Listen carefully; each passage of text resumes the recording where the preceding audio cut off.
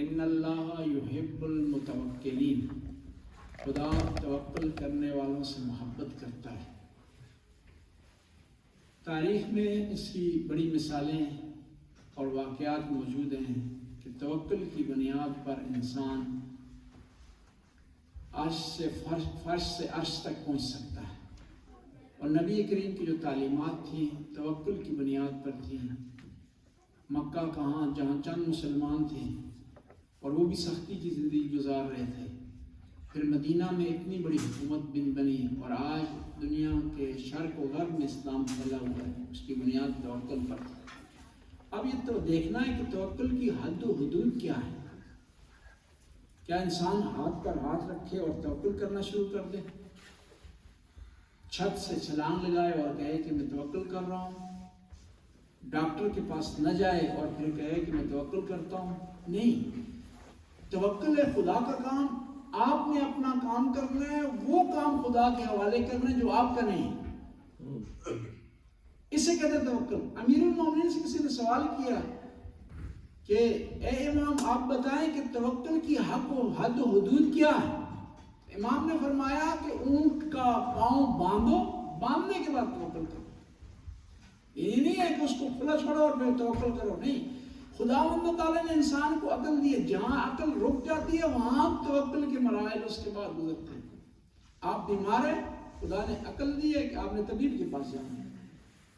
امیر المومنین سے بڑی ہستی ہوئی، علم کے لحاظ سے، تقویٰ کے لحاظ سے، توکل کے لحاظ سے، لیکن جب آپ کو ضربت لگی تو بیماری کی حالت میں ڈاکٹر کو بلایا گیا، طبیب کو بلایا گیا، ہمیں درس دینے کے لیے کہ ہم نے توکل کو کہاں سے شروع کرنا اور کس حد تک توکل ہمارے لیے کارساز ہو سکتا ہے۔ اور توکل کا مطلب ہے یہ یقین کامل، جہاں آپ کے سارے چارے ختم ہو جائیں، پریشانی کا کوئی حل نہ نکل رہا ہو، آپ کی تدبیریں ختم ہو جائیں، وہاں پر توکل آپ نے کرنا، اور پھر توکل کریں گے تو خدا تعالیٰ آپ کی مدد کرے گا۔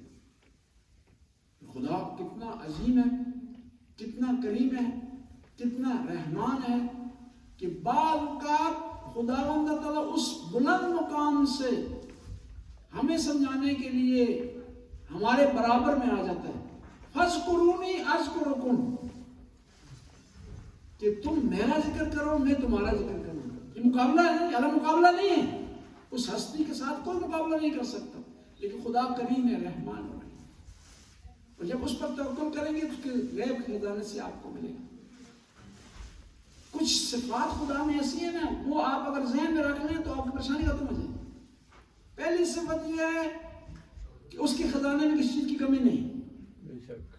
دوسری صفت اس کی یہ ہے کہ وہ عطا کرنے میں عاجز نہیں، ناتوان نہیں۔ تیسری صفت یہ ہے کہ وہ آپ سے حسد نہیں کرتا۔ بعض اوقات ایک آدمی پیسے اس کے پاس ہوتے ہیں، عطا بھی کر سکتے ہیں، لیکن حسد کی وجہ سے آپ کو عطا نہیں۔ ایک اور صفت اس میں ہے کہ وہ جواد علی الاطلاق ہے، وہ سخی ہے۔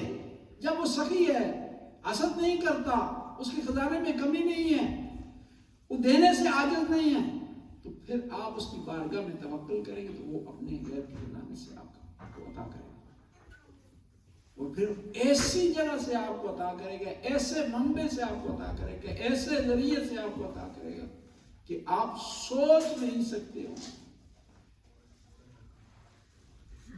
بس توکل کامیابی کی کنجی ہے، بشرطے کہ اس کے ساتھ شرائط جو ہے مد نظر رکھے جائے۔ خداوند تعالیٰ نے انسان کو جو سب سے بڑی نعمت دی ہے نا، وہ عقل کی نعمت ہے، جس کی وجہ سے انسان کے درجات ہیں، اور یہ عقل کی نعمت دی ہے اس لیے دی ہے کہ آپ اس کو استعمال کریں، اس کو کام میں لائیں، اس کو بروئے کار لائیں، اور پھر بعض نعمتوں کو خود استعمال کرنا بھی شکر ہے، خدا کا شکر ادا کریں، خود اس کا استعمال صحیح شکر ہے۔ عقل کو دیا ہے، آپ اس کا صحیح استعمال کر رہے ہیں، صحیح اس کو کام میں لا رہے ہیں، اس سے کامیابی حاصل کر رہی ہے، کسی پہ شکر ہے۔ آپ کو خدا نے آنکھیں دی ہیں، قرآن کی تلاوت کر رہے ہیں، قرآن کو دیکھ رہے ہیں.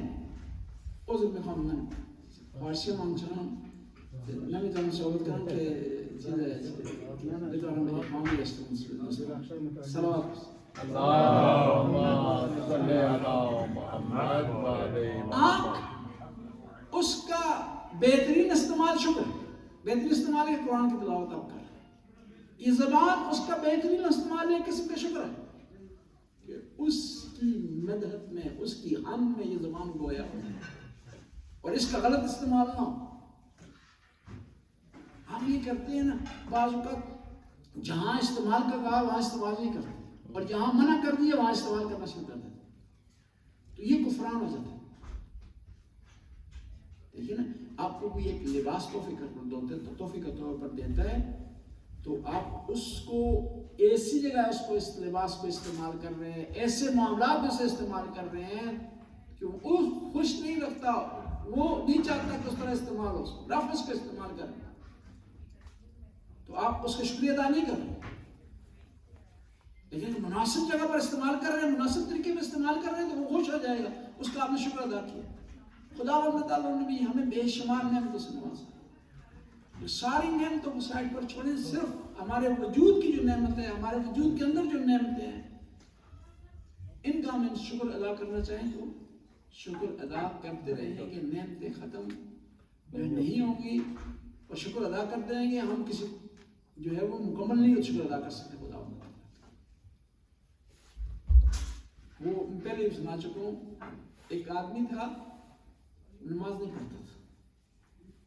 ایک بندہ خدا نماز نہ میں خوانا تو بابا چلو نماز نہ میں خوانا، نماز کیوں نہیں پڑھ رہے؟ جب اصرار کیا میں نے نماز کیوں نہیں پڑھتی تو کہنے لگا کہ میری خدا کی طرف ایکسٹرا چلے گی 1000 رکعت. گو کہ خدا بمن پیدکار شده 1000 رکعت اضافی رفته در میخواد. پرسیدم چگونه؟ من نفهمیدم که چجوری میشه که شما از خدا طلب داشته باشید.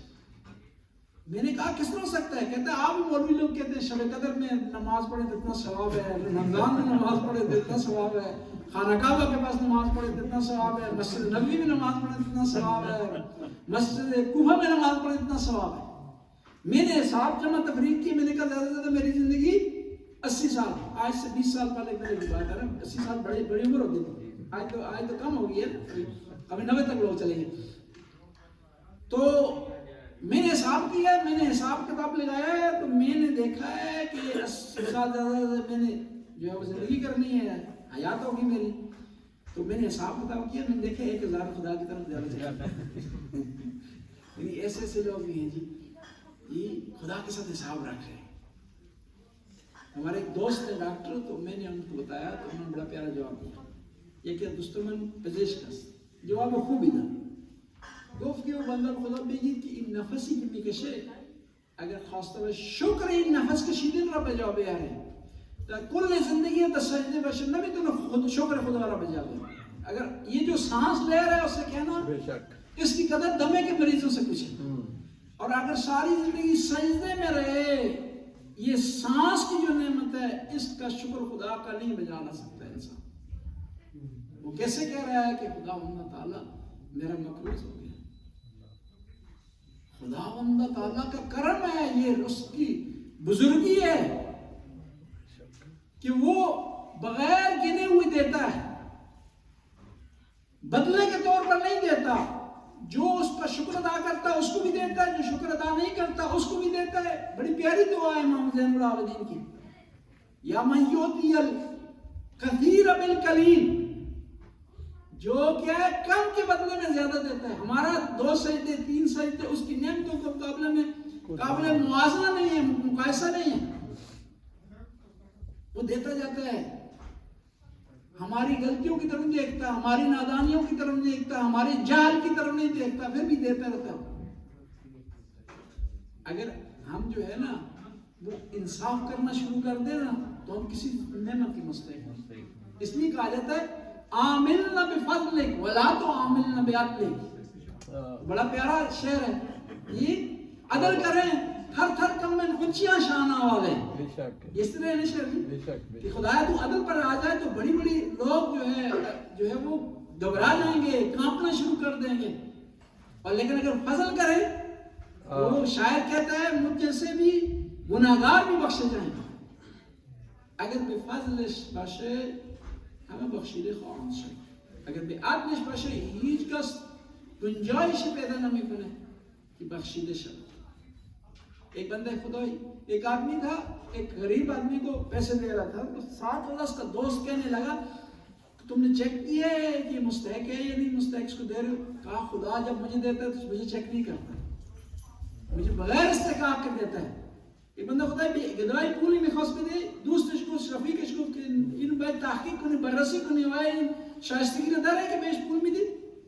گفت که من نگاه نمیکنم که شایسته باشه یا نباشه، بهش پول میدید چون خدام به من نگاه نمیکنه، ما رو بررسی نمیکنه من شایستگی نعمتای رو دارم یا بے شک خدا و تعالی کی بارگاہ میں عاجزی سے عرض کرتے ہیں خدایا رمضان کا مہینہ ہے، بخشش اور رحمت کا مہینہ ہے، غفران کا مہینہ ہے، ہمیں عبادت کرنے کی توفیق عطا فرما، رات کو جاگنے کی توفیق عطا فرما، شب بیداری کی توفیق عطا فرما، قرآن کی تلاوت کرنے کی توفیق عطا فرما.